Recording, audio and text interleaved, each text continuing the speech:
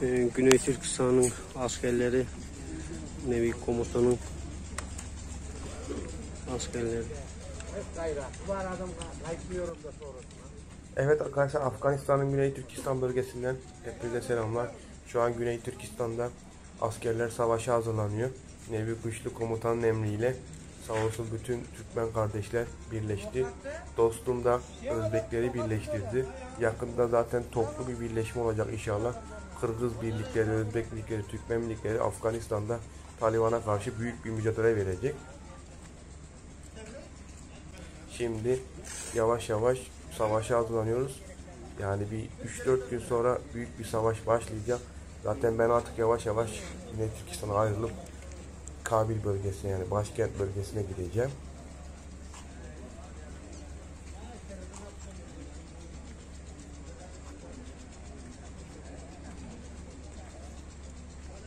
Çünkü hem bu videolar attığımda bu videolar da çok etki etti.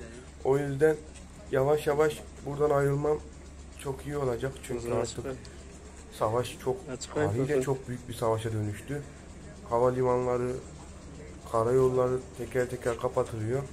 Hemen uçakla ya da karayoluyla zaten gidemem. Uçakla Kabil'e gidip Kabil'de bir süre gezdikten sonra başka bir ülkeye dönmeyi planlıyorum. Hangi ülke bilmiyorum. Aklımda şu an bir ülke yok.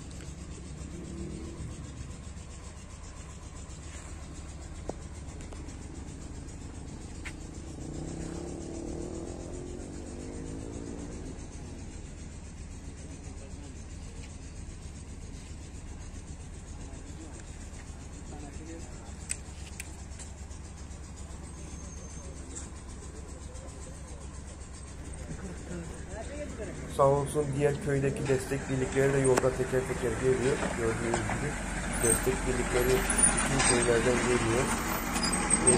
Burada büyük bir anons yaptı. Bütün Türkmenleri, bütün Türk soylarını bekliyorum diye. Sağ olsun hepsi eli silah tutan, yaşlısından gencine, çocuktan çoluğa hepsi koşa koşa geliyor. Ve hemen silahlandırılıyor. Ufak bir eğitim alıyor. Yani bir 3-4 günlük bir seferberlik eğitimi alıyor. Ondan sonra savaşa hazır hale geliyor. Çünkü burada 1 ay 2 aylık bir eğitim kesinlikle verilemez. Çünkü büyük bir savaş var.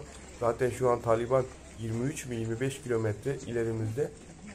Bana bakayım kendilerin vazifesinden takriben halas oldu.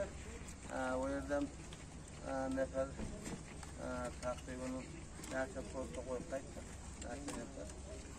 İnşallah bana bu sefer kumanda burada ya devlet havat gider ya Şorbek'e gider inşallah ya Balk gider. Sonra amadalarını da alıverin.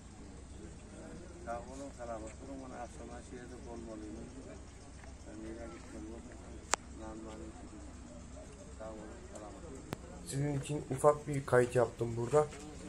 Diğer gün çok uzun bir video gelecek. Savaşın içinden yine net görüntüler gelecek. Kendinize iyi